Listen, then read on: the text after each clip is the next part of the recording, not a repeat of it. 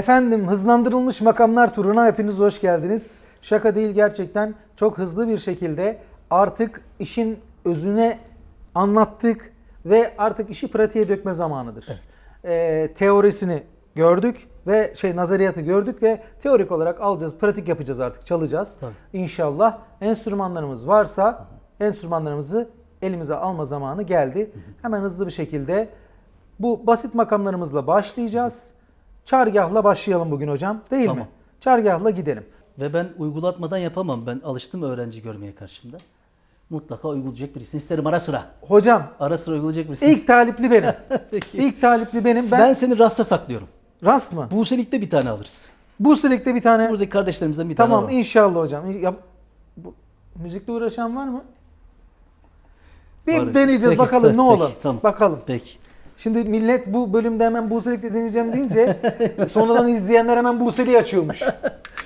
Hocam şimdi çargah makamına başlarken ilk önce çargahta bir beşlimiz var, değil mi? Zaten bu 6 temel yapı taşını saymıştık biz. Bunları biliyoruz. O geçtiğimiz bölümlerde de izleyecekler. Çargah beşlisi dediğimiz şey hemen ne anlayacak izleyenlerimiz burada? Bir kere karar yeri do notasıdır. Onu bileceğiz ve oradan 5 tane nota çıkacağız. Evet. Not olarak söylersek do, re, mi, fa, sol. Bunun Türk müziği sesleri olarak söylersek fa, hocam? Tabii.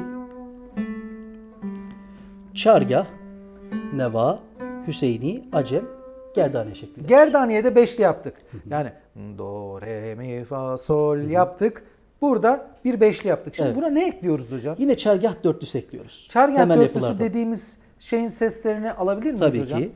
Sol, solden itibaren kaldığımız yerden. La, si, do. O zaman izleyenlerimizin burada bilmesi gereken önemli bir nokta var. Kaldığımız yerden dörtlü veya beşli, kaldığı yerden devam ediyor. Kaldığı Aynen sesten öyle. devam ediyor. Tabii ki. Nerede 8 kalmıştık? sese tamamlıyoruz. Evet, gerdaniye'de kaldıktan sonra gerdaniye ile başlıyoruz. Yani gerdaniye dediğimiz şey sol sesi. Do, re, mi, fa, sol. Dörtlü ekleniyor dediği zaman sol, la, si, do. Bunu bir daha alabilir miyiz Tabii hocam? Ki.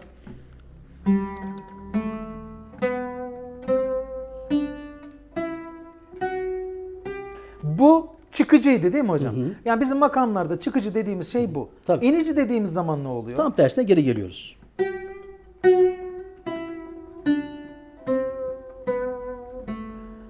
Hocam anlattıklarım beni o kadar heyecanlandırıyor ki. Şimdi çargah beşlisi ve dörtlüsünü birleştirdik. Ben burada izleyenlerimizden videoyu tam burada durdurmalarını ve enstrümanlarını kapıp gelmelerini, olmayanlar için akortlamalarını ve hazır bir şekilde tekrar video açmalarını rica edeceğim. Neden? Biz bunu bir metronom vereceğim size. Sami hocamla beraber bu çıkıcı olarak çıkacağız. Akabinde hemen ineceğiz. Yani bir çargah seyri yapmış olacağız hep beraber. Eğer akortlarınız tamamsa çargah beşlisiyle başlayacağız. Dörtlü ekleyeceğiz. Hocam kaç parmak kullanıyorlar burada? Burada pozisyonumuzda ikinci pozisyonda çalıyoruz. Onu da söyleyelim. Evet. Yani orta parmak, birinci parmak çoğunlukta olmak üzere.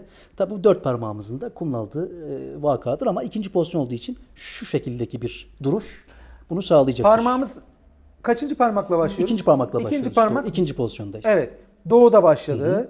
Sonra Do, sonra boş tel geliyor. Boş teldeyiz. Bunu üçüncü telde yapıyoruz değil mi? Tabii bu re teli. Buradan arkadaşlar bir zoomlama şansımız olabilir mi? U'da bir zoomlayalım. Parmağı bir alalım. Üçüncü teldeyiz. Aynen öyle. Bu çok önemli çünkü ben şimdi evde izliyor olsam dedim ki ya hocam ben bu U'du bir görseydim, parmağı bir görseydim. Tabii. Buradan La telindeyiz. evet, la telindeyiz. Yukarıdan sayarsak dördüncü tel. Dördüncü tel. Aynen. Sonra bir sonraki notta yukarıdan sayarsak yine beşinci tel olmuş Boştayız. oluyor. Boştayız. Re notası. Evet. Sonra o tele birinci parmağımızı basarsak Birinci parmağı bastı. mi olacak. Sonra aynı tele ikinci parmağı basarsak fa olacak. Evet. Ve en son tel en tiz tel, evet, bu da sol'dür. Beşli tamamlamış oluruz. Devam edelim hocam. Devamını edersek aynı telden la, birinci parmak yine ikinci pozisyon. Üçüncü parmak si olacak. Ve dördüncü parmak do olmuş olacak. Gördüğünüz gibi.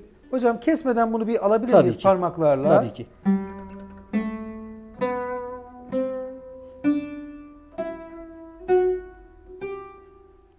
Bu çıkacak. Bir de inelim mi hocam?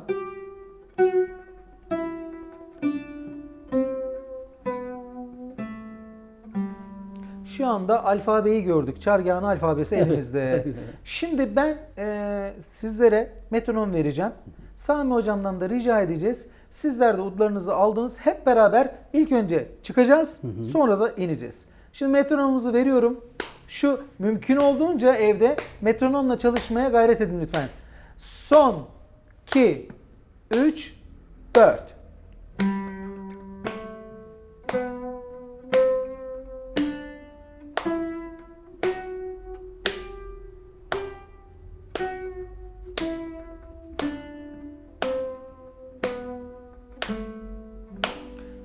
Şu anda Çargah dizisinin seyrini yaptınız. Peki Çargah bize makamsal olarak nasıl seslenir acaba hocam? Çargah gördüğümüz gibi temel sesler vardır çargahta. Arızalı sesler çok yoktur.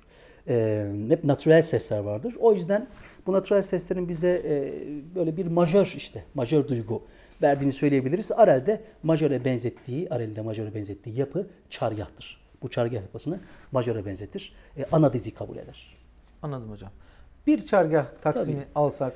Hatta bundan eser olabilir. Mesela bir türkü ezgisi Olabilir, olabilir. olabilir. İsmi nedir hocam? Altın Hızma.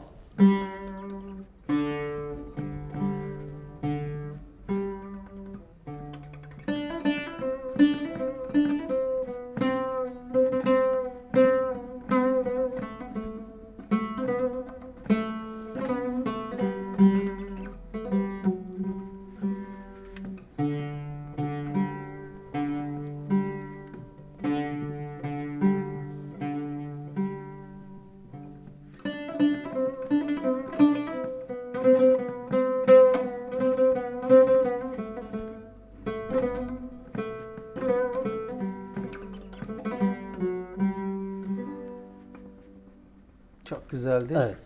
Ben izleyenlerimiz bana kızmasın diye zor tuttum kendimi. Yoksa bir an böyle bir Türkiye'ye girsem mi girmesem mi diye bir düşündüm. Bir de bunun tabii ki bir de farklı versiyonu var.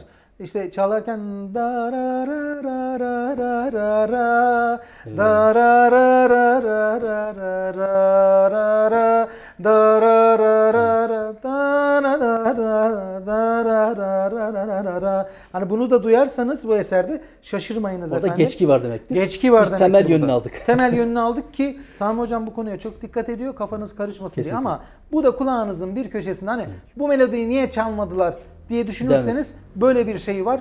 Biz majör kalıp Çargah olan yeri kısmını gösterdik. Evet, basit kısmını çargah aldık. kısmı. Efendim çargah makamını sizler için çok basitçe anlatmaya çalıştık.